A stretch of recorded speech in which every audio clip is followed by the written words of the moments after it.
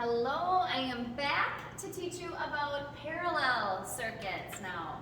All right, so yesterday we learned about series circuits in which there's only one path for the current to follow, so all the current takes the same path. The current is the same throughout, but the voltage changes depending on the resistance. Okay, today it's going to differ just a little bit. A parallel circuit is one in which there is more than one. There are multiple paths for the current to follow. So if one light bulb goes out, the current can follow a different path to get through to different light bulbs, and the other ones can stay lit. All right, so when one light goes out, the others still stay lit because there's more than one path in order to follow or to flow through for the current. All right, so how we find the total resistance for a parallel circuit. Remember yesterday for series, we just add them all together. For a parallel circuit, we have to do it a little bit differently. We have to do 1 over everything. Okay, so to solve for the total resistance, we have to take 1 divided by the Req and set it equal to 1 over the first resistor's resistance, plus 1 over R2, plus 1 over R3, However many resistors you have to take 1 over each of them, add them all together, and then flip it quick to get Req off the bottom. All right, so we're going to try that, but before we do, just to kind of show you how a parallel circuit is set up. Okay, so here we go. We've got one right here. We have our battery. It is 20 volts this time. That's our starting voltage. Okay, we find the positive side. That is the longer side. The negative side is the shorter side. Electrons start at the negative and move away. So some of the electrons move like that, and then they hit a split. Some of the electrons are going to go up like that, but other electrons are going to follow the longer path on their way back. So we have 2 different ways that the electrons or the current can flow. They can follow the red path or they can follow the purple path. All right.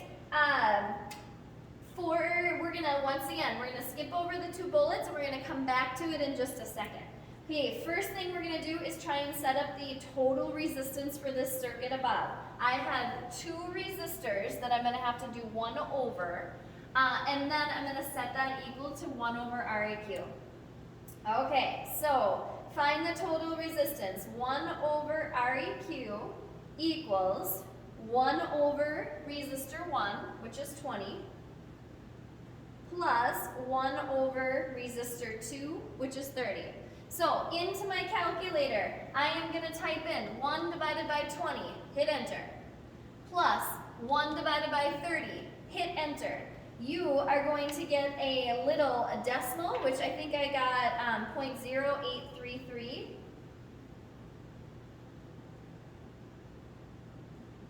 That is not Req, that is 1 divided by Req. I have to do a quick flip. I have to get Req, the total resistance, off the bottom.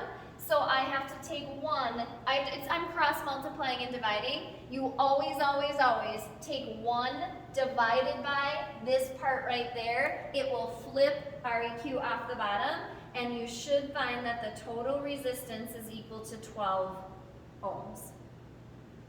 Step 1.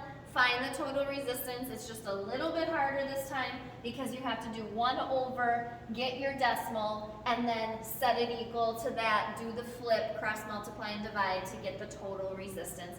It should be a regular number. It shouldn't be decimals. Like if you get something like this, that's telling you you have to do 1 divided by to find the Req. Once you have your total resistance, the second step is always find the total current. We take delta V equals I times R. Okay, we use the total voltage of the battery. It was 20.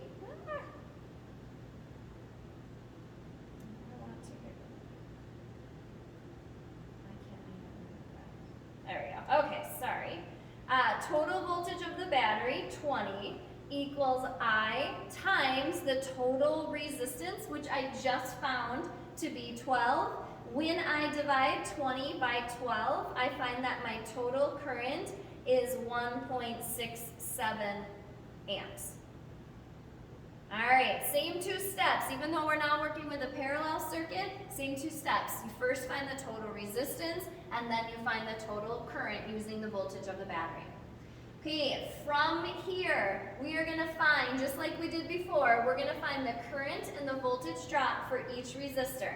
Okay, so I like to get myself a little list going. Here's resistor 1. I'm going to find the current, I1, through it, and the voltage, delta V1, and then I'm going to make myself a list for resistor 2, I2, and delta V2. So I have a spot for R1, I1, delta V1, and the same thing for resistor 2. All right, here's how parallel differs. So before, each resistor in series, there's only one way through. So all the current went through all the resistors. If you look, some of the current goes through resistor 1, and some of the current goes through resistor 2. All of the current doesn't go through either one of them. So the current splits. What is the same about parallel is each path has to have the same voltage. Okay? Any path you follow, by the time you make it back to the beginning, you have to get rid of all the voltage that you started with. Okay, so I'm going to follow the red path. If I go through the red path, I go through resistor 1, and that's it. Just one resistor. If I start with 20 volts of voltage, by the time I come back around, I have to have gotten rid of all 20 volts. There's only one place to get rid of voltage, that's resistor number 1. So all 20 volts are going to go through and be used up, pushing through resistor number 1. All right, so red path, one resistor, 20 volts to use up, it all gets used up to push through, and then it comes back to the beginning. Okay, but what if I follow the purple path? Okay, if I follow the purple path, I keep going, I do not go through resistor 1, instead I only go through resistor number 2. There's only one resistor that the purple electrons flow through, and that's resistor 2. All the purple electrons also start with 20 volts. They have to get rid of all their voltage before they come back to the beginning. That's one of the rules of electricity. There's only one place to drop all those volts, and that's at resistor 2 if they're on the purple path. So all the purple electrons are going to use up all their voltage, 20 volts, by pushing through resistor number 2. All right, so the voltage is the same for each of my resistors for a parallel circuit, okay? But notice, you're going to have some of your current going here and some of your current there. You're going to have different amounts of current.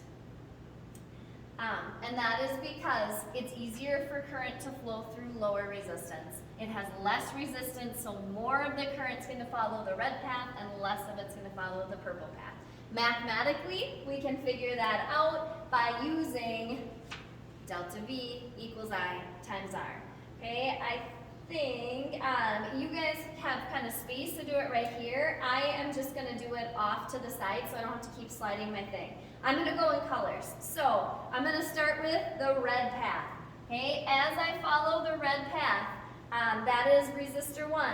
So delta V1 equals I1 times R1. I know that the voltage is 20. I am solving for the current, and the resistance is 20. All right, if I take 20 and I divide it by 20, I find that I1 is equal to 1 amp. I1 is equal to 1 amp. Okay, I'm going to repeat the same process, but I'm going to follow my purple path. So off to the side, I'm going to be in purple now. I'm now following the purple path, which goes through resistor number 2. So I'm working with delta V2 equals I2 times R2. Still, the purple electrons have 20 volts to start with. I don't know their current, but I know the resistance through resistor 2 was 30. Okay, this time I need to take 20, divide it by 30, and when I do that, I get about 0.67. You can certainly round differently than I do. 0.67. All right, there's a great way to check. When you split the current, they should add up to the total within decimal places. So when I split the current, some of it went on the red path, some of it went on the purple path. If I add those two together, I get 1.67. Well, lo and behold, the total current, when they split, if you add it together, it should add up to the total current that you started with. It might be off just a couple of decimals at times, but this one should have been pretty close. Okay, so just to recap, what the difference between the two. So I'm going to slide this down. Okay, so yesterday we talked about series circuits. There was only one path for the current to follow. Because there was only one path, resistors have the same current. All the current went through every resistor.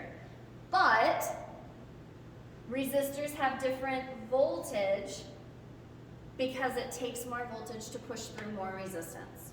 Okay, we now have, today we just went through parallel circuits. There are multiple paths for the current to follow. In this case, it's the opposite. The resistors have the same voltage because you have to get rid of your starting voltage by the time you make it back to the beginning. Each of them, each path you follow, you get rid of that voltage at your one resistor, but then they'll have different currents because of the different resistance. It will flow more easily through less resistance. Okay, so that's just a kind of a quick recap. You are working your way through the parallel problems to go with it, finishing up any series problems as well, and getting those guys submitted for me. I do not need your notes. There's only submission spots for page 3, the series problem, and page 5, the parallel problems. Thank you.